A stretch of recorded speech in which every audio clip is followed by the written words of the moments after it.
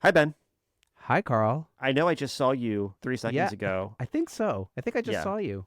But this is nice. yeah. We get to carry on talking, which is great. One of the highlights of my week. So, Aw, you yeah. need a more exciting week.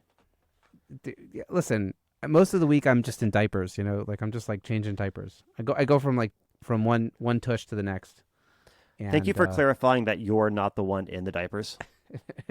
no, there's only It was there's like you're only yeah, sharing there's way too much information here, Ben. there's So, we just finished last week's episode a couple minutes ago, and I was kind of teeing up this episode, which I wanted to continue the concept from last time. Last time we were talking about how our experience in the live setting, as you know, as session musicians and like gigging, touring musicians, how that affects the way that we approach projects in the studio as producers and mix engineers. But I want to just tweak it a little bit, tweak that premise a little bit, and rather than it being how does our stage experience shape it, I want to specifically talk about how our instrumental background, myself as a drummer and Ben as a bassist, how that shapes the way that we produce and mix. And obviously, there are going to be some, you know, very on the nose examples of things like I like loud drums, like no shit, But but I also I'm like wondering loud if, drums, so yeah, I but think we I'm all I wondering think if we there are all going to like loud be, drums. I mean, yeah, because you should, You should. because they sound good. That's how But it goes. I think what I want to try to dig into is to see if there are any less obvious things that we've learned Carl, I during think our. you Yeah, I think you should start because I think you had an idea. And I think that's what prompted this. So I'm excited to Okay, hear what it is. I I think that one of the biggest, I guess, under, how do I phrase this? I don't know how to phrase this. I think something that really influences the way that I mix, and especially when I'm producing and I'm kind of deciding like what arrangement the things need to be happening, what the flow needs to be. But even in the mix, like really trying to understand what needs to be in the focus and when. I think a really big influence on that is the fact that I played percussion for so long, specifically playing in like concert band in college, doing like concert band and orchestra music.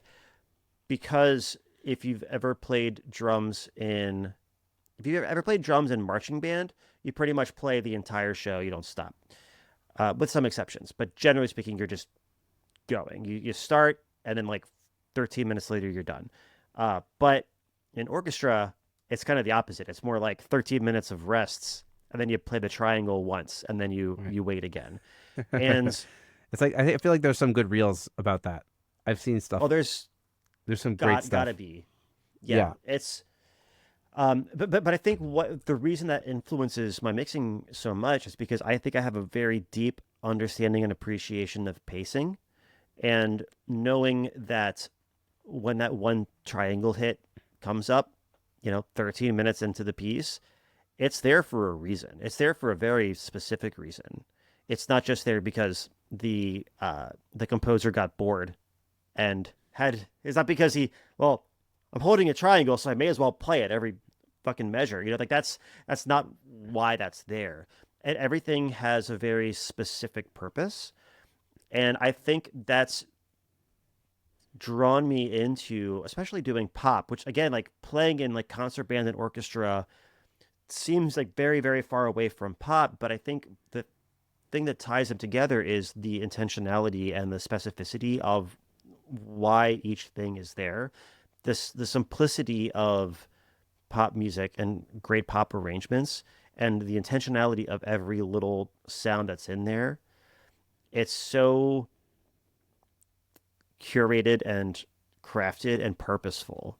And that really, really draws me in. Not overly detailed for the sake of being overly detailed, like, because I'm not in like a prog rock sense, but it's just very minimal, very simple on the surface. But then when you really dig into it, there's everything has a reason for being there. And I think my experience as a percussionist and a drummer has made me really appreciate that and really seek that out, and Yeah. apply that when I'm in the studio. Yeah, that's a great answer. I love that. Yeah, that's a very also such a niche thing to do is if you've ever played, percussion in an orchestra, everybody raise your hands. It's just Carl. No, it's amazing. Well, but I mean, I'm No, sure even anybody that's played in concert band or orchestra, like even in high school, like yeah. they've at least they're aware that Oh yeah. Yeah, the person they're aware. that Yeah, one that not one only are they that one kid that would hit that crash at that one spot. and I think that's somehow like a would scene. always get it wrong. Yeah, I think that's a scene in School of Rock where like the drummer from School of Rock does that before like Jack Black comes into the scene. Um, yeah, that's amazing. That's a great takeaway. I'm trying to think what would be like the first thing that comes to mind as a bass player. Um, and I think Well, I was gonna say I'm gonna poke you about it and mm, say that I know what you said in the last episode about the keeping the ego in check. I think I was interpreting it at first as like playing minimally and playing simply on purpose, and you were like, oh no, I mean more like the keeping your ego in check. But I think the simplicity and the minimalism is something that I've seen a lot of really great bass players apply to their productions. Like the yeah, bass is always big and full, but usually like the better the bass player is, the simpler the part is that they play yeah. in the Oh, studio. that is the truth. Um, yeah, I think that's definitely true. Like a guitarist producer would probably more inclined to like add in extra licks and extra fills and jazz versus a bass player would be like, let's just put the song right here on this pedestal, and kind of keep it simple. Um, and I think I usually do keep it simple. I'm thinking about it. I'm not usually trying to like overdo things. I'm only adding fills and parts and the bloops and blops, beeps and bleep. What do people say? Blips, but the art, the I fancy stuff, I like know the they wallpaper I know they stuff. don't say they definitely do not say bloops and blops. I know that. Yeah, they those little ear candy things that we like. Like I will put a fill if I hear a gap, right? Like I'm listening back and I feel like this piece is missing something. And if I feel like there's a gap, I will add something. But if I don't, then I'm not adding things just because I can, you know? And I think that's where I'm at with it. I'm only adding things when I feel like there's a real desperate need for something. And sometimes you need a guitar solo or something that's beyond, just holding it down and keeping the song there. And then you add it because you have the discography an arm's length away in your brain to tell you that this is the kind of thing that might happen. If you have no idea what I'm talking about, just listen to last week's episode because I know that Yeah. makes no sense out of context. Um, yeah, but I think yeah, I mean I think as a bass player, it's most affected me in terms of producing, in terms of just like knowing harmony and like focusing on harmony and like harmony, groove, rhythm, that thing. Just and just yeah, knowing how to arrange a song that makes sense harmonically and feels right and isn't necessarily just the regular four chords. We can make things sound more interesting if you move the bass in a different way. Um, and also, bass parts, we have these things where we kind of have like we'll fill our way down to the next note or up to the next note in different ways and that kind of informs different ways that we could do interesting things with harmony, and how we can make it feel based on just what the bass part is. So that's like a big thing. That's a lot of what I do. Do you have an Um, example? um, yeah, I mean, just like I'll go down from we're going back to theory now, right? I'll go back down. I'll go down from the one to the seven, and the seven is now the third of the five. I'm going like, let's say G and then F sharp, but the chord is D. And like, I'm just like kind of coming up with like, that's a very simple example, but it's very effective and it changes the way the song feels and like the mood or, it can make something sound darker or brighter or happier depending on what I'm doing with that. So that's stuff I think about a lot. And yeah, but also just as a bass player, just like a drummer, I'm always focused on groove and rhythm and being in the pocket. And I think finding a good pocket is also big for me. Yeah. Yeah. I know normally a drummer would be like, "Oh my God, he said pocket. I can talk about pocket. Let's talk about pocket." But I'm Oh, actually always. going always, but I'm actually going to circle back for a second before we get into pocket because I think you were talking about adding fills when there's a gap, when there's something that needs filled, right? Mm-hmm. And I think that's something where drummers and when drum like drummers with a negative connotation as opposed to drummers with a neutral connotation. I feel like the stereotypical drummer, um, I think they we sometimes confuse fill with transition. And we think that when a song is going from one section to another, we need to add something to transition it. And we call those drum fills, even if there's no space to be filled, right? And it was making me think about all of the intentionality and really having the right moment for the right part. And it made me think of this idea that I think both you and I are doing. We come from different instrumental backgrounds, but I think both of us have the goal of, and I wrote this down on a sticky note, adding character, not clutter. Mm. Does that does that make sense? Does that like Yeah, seem I like don't know something if that that's not like a term works? I would have come up with because I'm not Carl. But I think I know what you're trying to say. I think you're trying to say like we're not just adding a fill because there's a transition here. We're adding a fill Yeah, because it's adding to the emotion and the feel and dynamic of the song. yeah. We're not just adding something to add it. We're not trying to clutter up the arrangement. Like there's a moment that is missing, a character in the story. It's missing a little piece of something. And a lot of times it's hard for us to explain what is missing until we trial and error to figure it out. But we can usually tell. I feel like drummers and bassists have a pretty good sense of telling when something's missing, even if we have a hard time figuring out what is missing or what would be the best thing to fill it.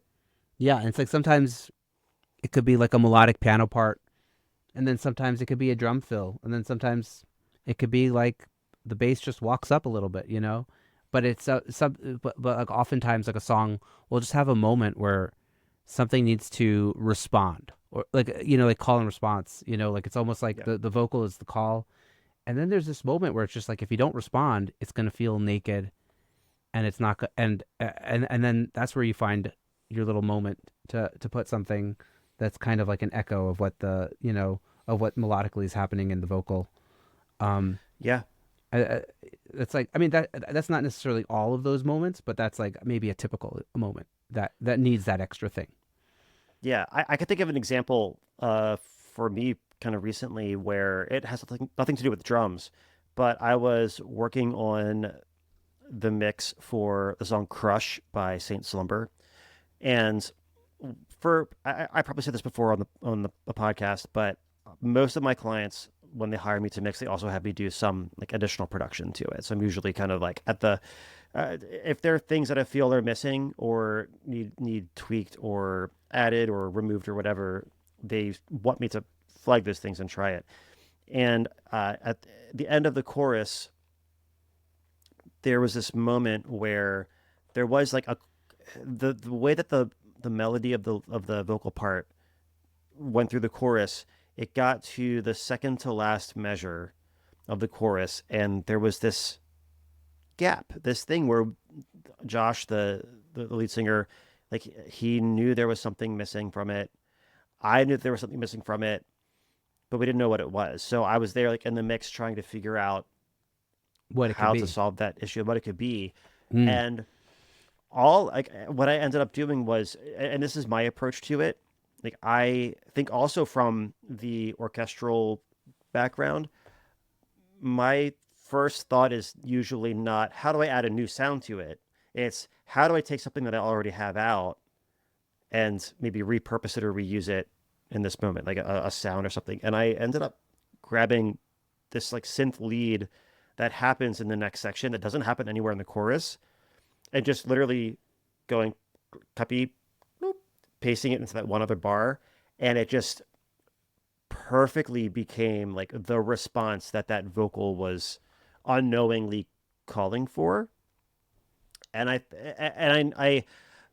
think because of the percussion background, even though I was, obviously like a session drum set player, like touring drum set player, I think because I have the more traditional background as well, it made me realize, okay, well, a drum fill is not immediately going to be the first thing that I go to, like because that's probably not going to fit in this moment.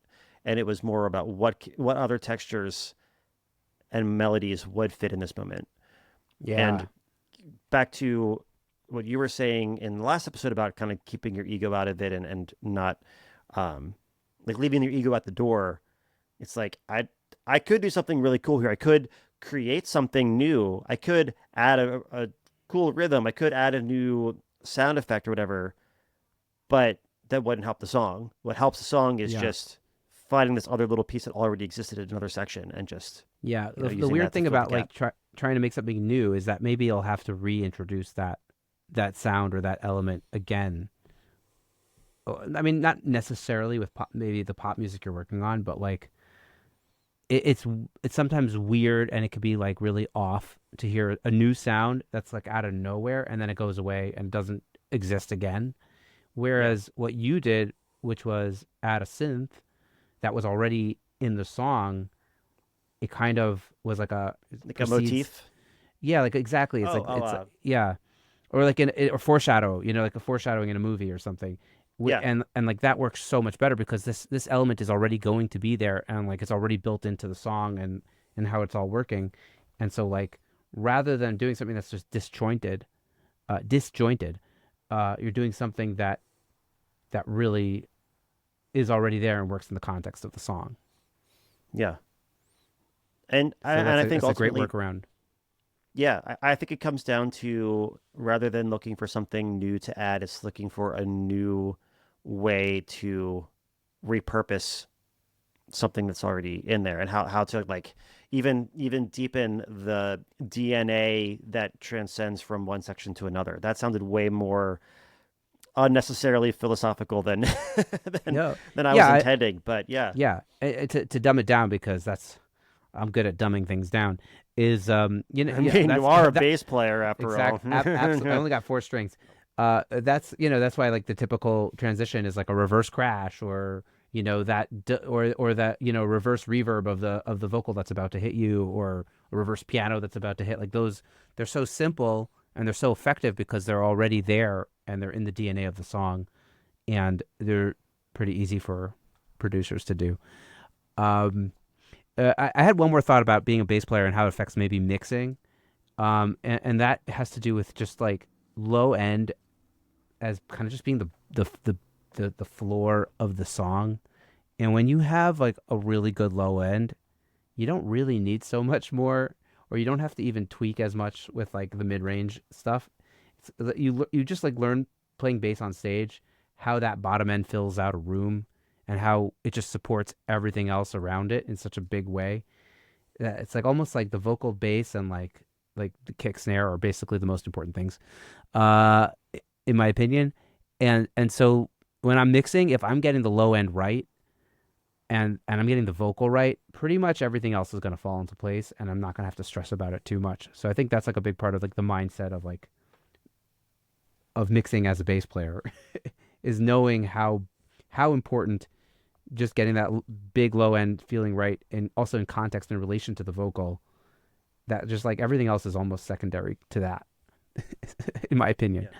And I may be wrong and maybe people will give me shit about that, but I do think that that low end just well, even if your guitar is like a little bit wonky, it won't matter in the context if the low end sits right, probably, and the vocal sits right.